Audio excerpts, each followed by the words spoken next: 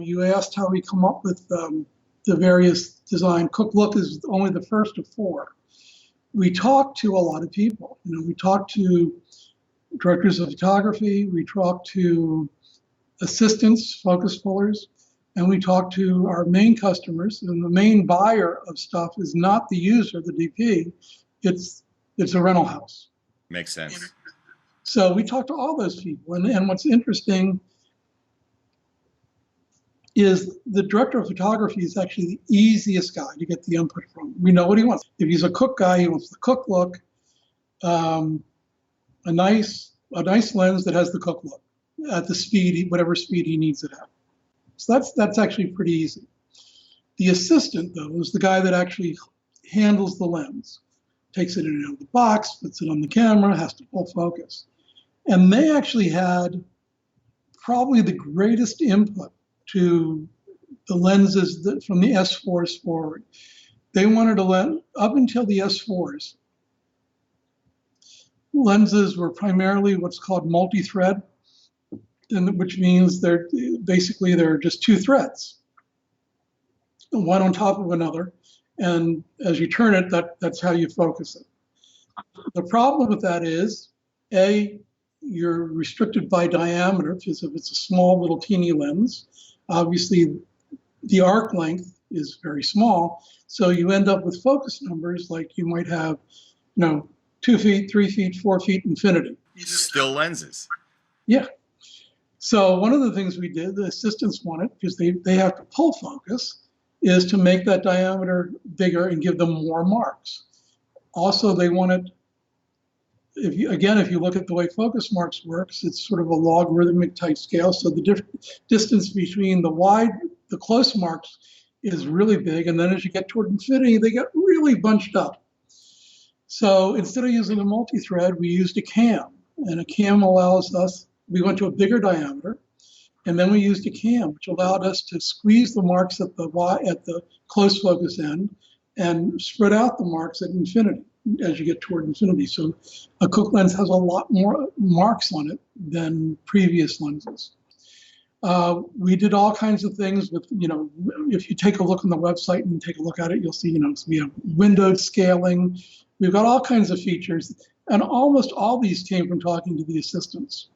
We know we nailed it because almost everybody in the industry, since the S4s came out, have copied the ergonomic design. I was just going to say, it's interesting the way Zeiss, Canon, and Sigma have taken still lenses, rehoused them with much larger diameter.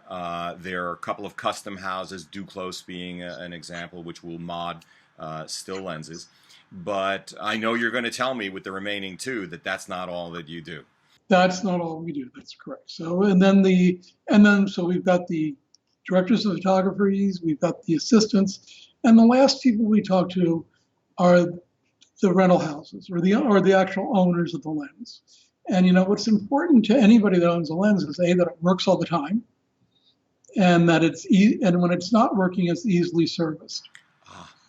Whether they're your lenses and you just use them for your own use, or you're in a rental house, if they're sooner or later they need to be cleaned, they need to be serviced. If it takes 2 or 3 weeks to service a set of lenses, you're out of luck unless you're on vacation. And that's cash flow that the rental house doesn't have. Absolutely. ROI calculation. A lot of times when you do the first design of anything, it's the computer term kludge. Yes. Okay, well, usually the first design of almost anything is a kludge. Somebody's working on this part of it, somebody's working on that, and they figure out how to put those pieces together, but it's not elegant. It works, but it's not elegant. And I think a lot of companies, a lot of my competitors stop there. We spent an extra year developing the S4s, and this is when we had no money, but we've spent an extra year doing that so we can make a really elegant design that is serviceable. On average, you can service a Cooke lens in about an hour. Most of my competitors either range anywhere from non-serviceable in the field, you have to go back to the factory, to days to just service one lens. So this is a big thing. If you're a rental house and you have your own technicians, as most of them do, a set of lenses can come in the previous evening and then go out the next evening and be completely cleaned and serviced and ready to go. So that's really important. Those are the sort of calculations we put into a modern Cooke design, and it served us really well. We went on from the S4s. We then did a series called the 5Is, which are T14. The S4s are T2, the 5Is are T14. We then did a series called the mini S4s, which are T28. This is a bit like Leica and Summicron, Summilux, Elmarit, like that? Yeah, it is, except we make all our own lenses. We don't repackage, we don't have other people making the lenses for us or repackaging other people's lenses and putting our names on it. These are all Cooke design, all designed by the same team that did the S4s, all built in the same factory in England. Now, there's one thing that I came across as I prepped for our conversation today, and that is the I suffix. Okay. Let me deviate for a moment because I am fascinated by this. As a still photographer, I have EXIF data. When I'm using Lightroom or anything else, I know exactly what lens I was using, what the aperture was, what camera body I was using, the shutter speed, the EV, etc., etc., etc. I don't have access to that kind of stuff once I'm looking at footage, and it kills me. It kills me because I really want to understand what lenses I'm using most often, what apertures I'm using most often. Remind me, I want to come back to this story about the arc lights because it resonates for a decision that I'm looking at right now. But you were apparently at the epicenter.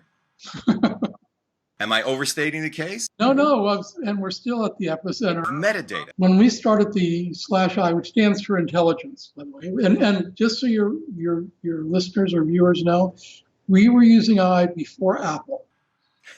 I get a lot of flack. Why are you doing what Apple did? Good luck trying to steal that mind share back. Before people know they needed it, I don't know that it was clear to me, but it always seemed important to me to add metadata to lenses. Nobody thought it was useful. What is that? Only a few people that did visual effects would say, "Ooh, pretty cool. That could be useful." But for the most part, people say, "Don't need it. I don't want it." We kept working on it, and what's happened in the last 15, 16 years is people now know that metadata is important and it can be useful. I'm still not sure Just a little bit been used in anger yet. We have a lot of people using it. A lot of people talk about it, but because there's no industry standard, it makes it difficult. This piece of equipment doesn't exchange data correctly with that piece of equipment. That lens over there doesn't have metadata at all. And if it does, it's a completely different format. So what we've been working with now is in the industry, and hopefully at NAB this year, we hope to make some announcements that the industry is starting to come together and coalesce around a common language, which is I. If you look at our website, you'll see that we have a lot of I technology partners. We've freely given this system to our competitors, Angenu, Zeiss, Fuji, Canon. In the PL world, they all support the I system. On the camera side, we've got Red, ARRI, Panavision, Sony. So I don't want to get ahead of myself, but I'm hoping that an industry standard is evolving. And once it does, then getting the kind of information you want will be easier. There's something else about that too. I mean, even now on the still photography side, it's not 100% handshake.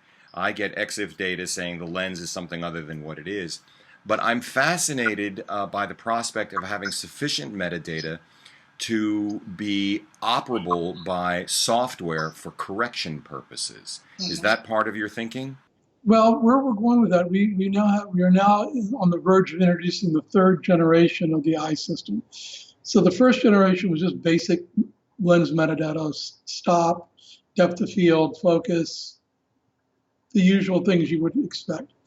The second generation, which we started delivering now, is we've included inertial data so that you can actually get a track of the camera through space.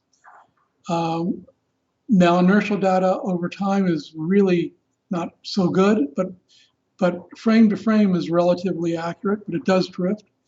So using the inertial data with a good tracking software can give you, when you have an occlusion, when you have a loss of track, you can use the inertial data to rebuild the track. That is absolutely fascinating.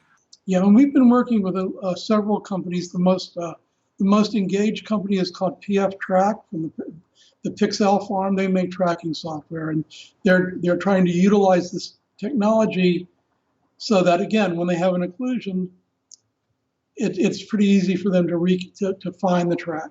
Let me jump in and ask this question. We touched on it earlier. I want to come back to it. This notion of computational imaging and the changing balance between trying to achieve optical, let's not use the word perfection, I get it, but let's optimal physical design, and saying, hey, look, we can make a lens a lot cheaper and access a much wider audience if we don't design to make the best lens we know how to make.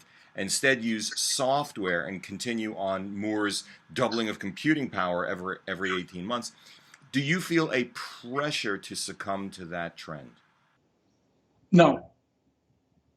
Cool. I mean, will we go there if that's where the industry wants? Of course. I would be,